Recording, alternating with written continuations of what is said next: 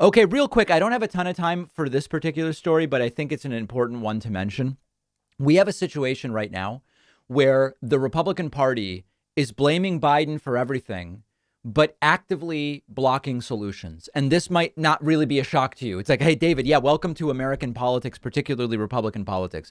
They're blaming Joe Biden for the high gas prices, but just about every Republican voted against the crackdown on gas price gouging. They're blaming Joe Biden for the baby formula shortage, but they voted against a deal a bill that would actually deal with the shortage. And now they're saying put us in power in November. And it's terrifying, but they have a pretty good chance at taking over. So a couple of different articles here to look at. First of all, full list of 192 House Republicans who voted against the FDA baby formula bill. OK, the House last week passed a $28 million emergency spending bill to address the baby formula shortage. It passed 231 to 192, mostly along party lines. All House Democrats supported it. Only 12 Republicans did. And 192 Republicans voted against it.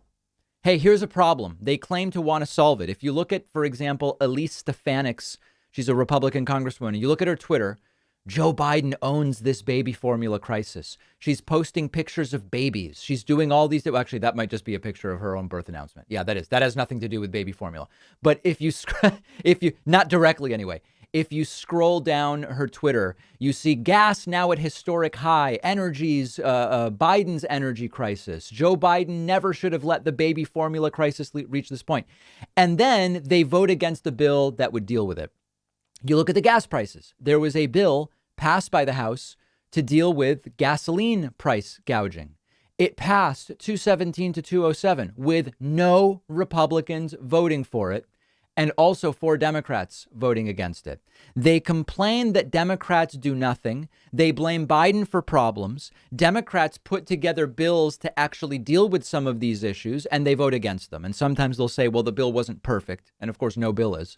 But this is not really just a problem of Republicans. What Republicans are doing is unconscionable.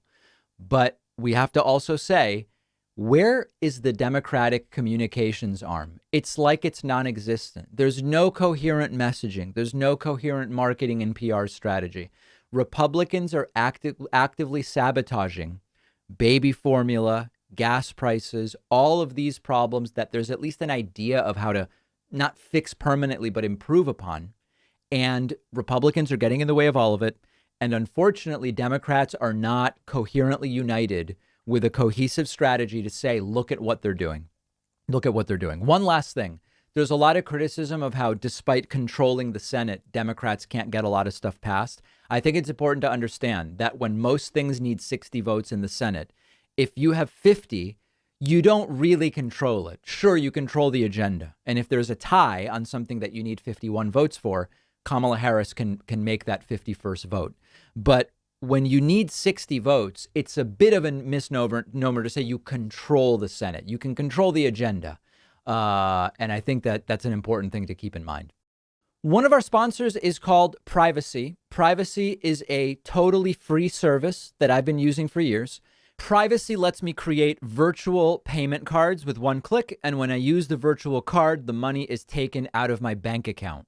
You can create multiple cards, delete them, freeze them, set a spending limit on them. Let's say I'm signing up for a free trial and it requires a credit card. Privacy will autofill a virtual card number. And then after signing up, I can delete that virtual card. So I know I'm not going to be charged again. Something really useful and very practical. Or let's say I'm ordering food over the phone, but I left my wallet somewhere. I don't have my real credit card on me. I can use a virtual card on my Privacy mobile app. But really, the best part is you're not out there exposing your real credit card number, so you're not as susceptible to data breaches and identity theft. Privacy is a totally free service, and you'll get $5 to spend when you go to privacy.com/Pacman. The link is right underneath this video.